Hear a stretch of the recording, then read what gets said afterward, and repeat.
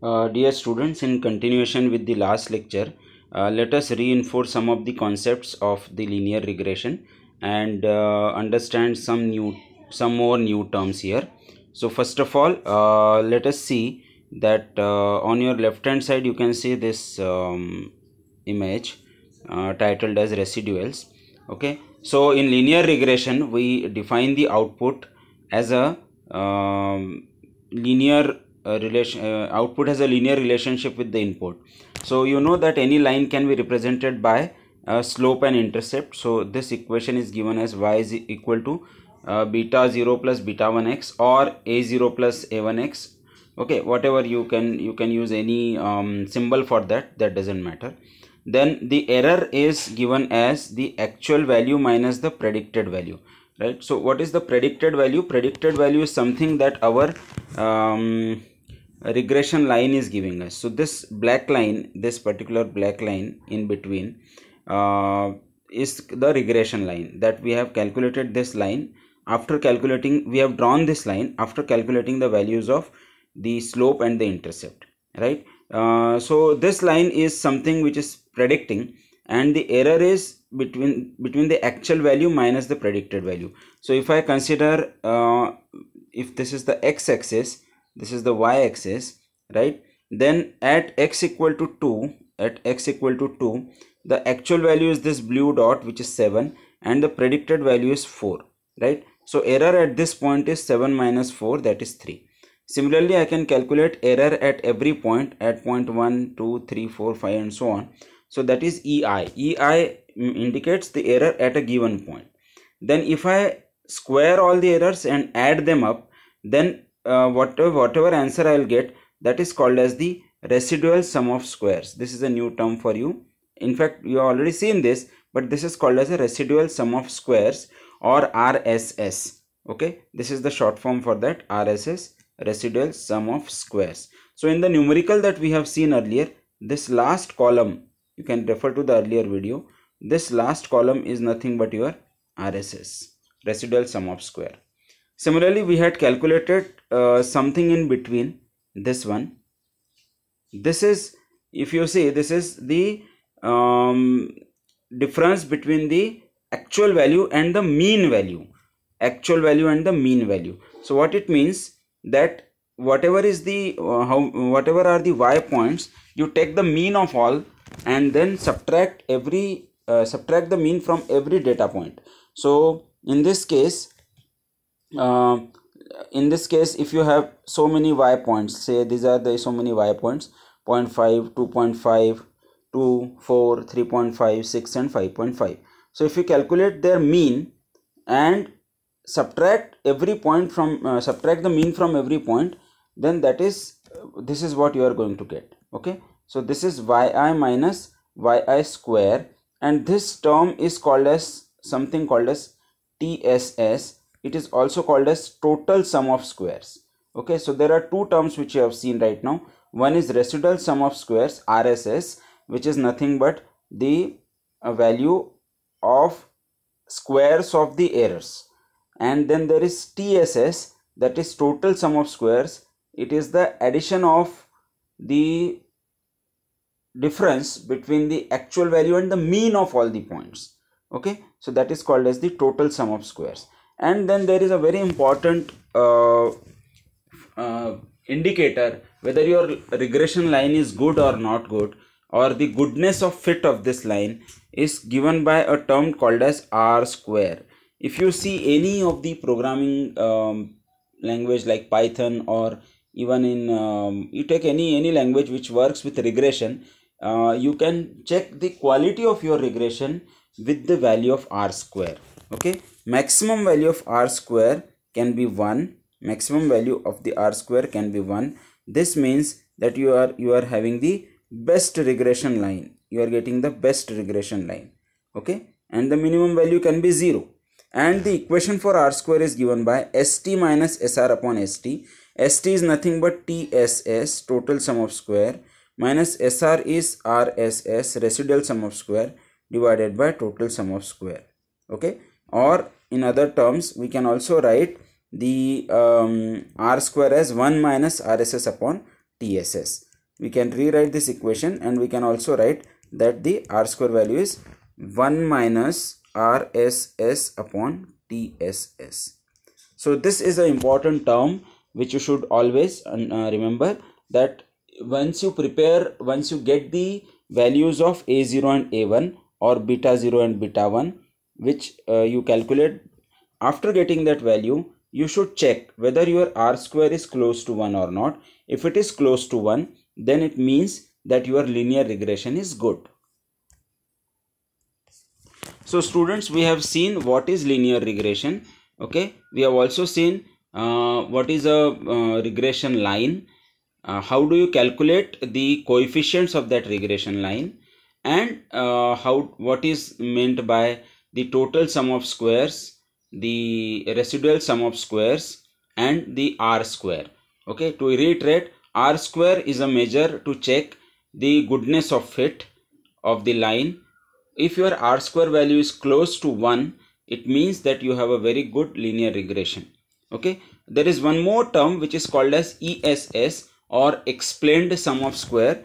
It is nothing but, you can write like this: TSS is total sum of square, which is equal to RSS plus ESS. So this is one more term which is generally used in regression.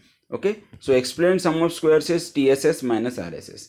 So this much information is enough for you. Now moving ahead, we will see the program for computer program for linear regression. As usual, we will not go for a direct any programming language. We'll first see the pseudocode, right? So the program that you can see here, this one is the pseudocode, right? So it starts with a subroutine. Subroutine means you are writing a function, basically a function, which takes the input values as x, y, n, a1, a0, syx, and r2. Now what are these things? This we have already seen in the numericals earlier. Okay, so that's why I have kept this particular table for your ready reference on this side. You can see here. So when you say x, basically we are providing a matrix x with all these values of x. Similarly y, all the values of y. N is the number of data points, right? And a1, a0, these values will be basically the output. Okay, so some of these values are output, some values are the input to this, right? So let's see how it goes, and then you will understand in details. So when I write, first of all, you see this equation on this side, equation for a1 and a0. How do you calculate a1 and a0? So for a1 we need in the numerator summation of xi yi. Okay, summation of xi yi, then summation of xi multiplied by summation of yi, then summation of xi square. Okay, so these things are needed. So what we'll do is, we'll calculate the summation of xi, we'll calculate the summation of yi, and we'll also calculate the summation of x into y, and wherever it is required we'll use this. Okay, so here we are using a for loop. For loop will do the things repetitively. Okay, and we'll calculate the summation of xi. So this summation of xi which is required, in the equation for a1, the summation of xy is calculated in this step. Similarly, in this step you will get the summation of yi, right? In this case you will get the summation of xy, and in this case we will get the remaining sum, that is summation of x square plus, okay, summation of x2 is summation of x2 plus x square, right? So this is what you need. Basically in the denominator you see you require the summation of x square, so that is calculated here, summation of x square. All right, so this first for loop from do for to end do, this is basically calculating the summations which are required in the equation for a1. Then we will calculate the means. So mean will be sum of x divided by n. N is the number of data points. Ym is sum of y by n, that is the number of data points. Then we'll calculate, then we'll use the formula for a1 here, and we will simply replicate the a1 and a0 formulae which are given here. Okay, and we'll calculate the values. So you see this a1 and a0, this formulae, same thing we have written here. a1 is, in the numerator we have this n into summation of xi yi, so n into sum xy minus sum xy into y, okay, divided by n into sum x square minus xi square. So same thing. So this formula for a0 is rewritten here, a1 is rewritten here. Similarly a0 can be written, and then this will give us the value of a0 and a1. After that we'll write another for loop. Okay, so after this we'll write another for loop, and this another for loop from here onwards, this another for loop will give us the value of the r square that we want. Okay, so for calculation of r square we'll need the total sum of squares. So st stands for the total sum of squares, right?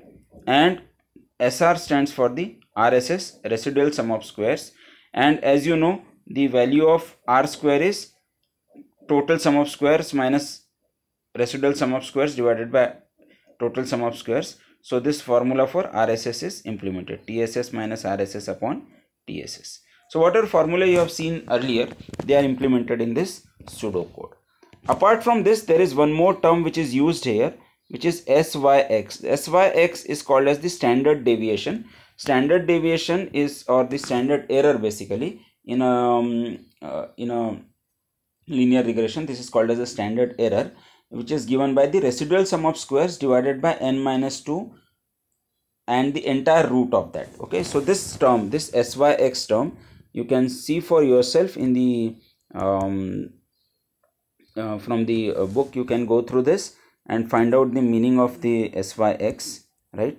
So I'm leaving this much portion to you, but the formula is very simple. It is SYX, basically it is written like this, SYX equal to, the formula is this, under root of SR is nothing but your RSS divided by n minus 2. Okay, so divided by n minus 2. So this is the formula for SYX. This is called as the standard error, and this is another term which is used in the regression. Alright, so in a nutshell, linear regression means fitting a number of points and getting out some information from those. Basically it is a part of curve fitting. We have seen a special case of regression that is called as a linear regression. In linear regression we will always fit the points with a straight line, irrespective of what is the nature of the line. Okay, so even if your points are highly non-linearly separated, still will you fit a straight line into them. So for example, in this case, all the points are there, but they are not in a straight line. Still we'll try to fit a straight line to them. This is called as linear regression. And to fit the straight line, we can fit n number of straight lines. I can have a straight line like this, I can have a straight line like this, I can have a straight line like this. So which one should be selected? For that we have to use some method, and that method is to minimize something. So that something is nothing but the sum of squares of the residuals. Okay, sum of squares of the residuals. Residuals are nothing but, here you can see, it is the difference between the actual value and the predicted value. Actual value and the predicted value. So this is the actual value, blue point, and this is the predicted value, this point. So whatever is the actual and minus predicted, that is the error for that point. Take the square of all the errors, add them. This is called as residual sum of squares, or in short it is also called as RSS, right? Then there is a total sum of squares, which is calculated by subtracting every point from its mean, subtracting mean from every point and taking their square, then add them up. This is called as total sum of squares. And there is a term called as R square, which indicates the goodness of it. It is given by the total sum of squares minus residual sum of squares divided by total sum of squares, or it is 1 minus RSS upon TSS. Maximum value of R square can be 1. If it is 1, then you will say that your line is fitting the best. Then finally we have seen the program for this. The program is nothing but the implementation of these calculation of these two equations, a1 and a0. So what we have done is simply see the a1 formula. Whatever terms are required in the a1 formula, they are calculated here in the program by using certain equations. Then we have calculated a0, and then finally we have calculated the RSS and ESS and finally TSS, and calculated the R square value, right? So this completes the linear regression part of it. In the further videos we'll see some more examples on linear regression and the MATLAB implementation of the same. Thank you.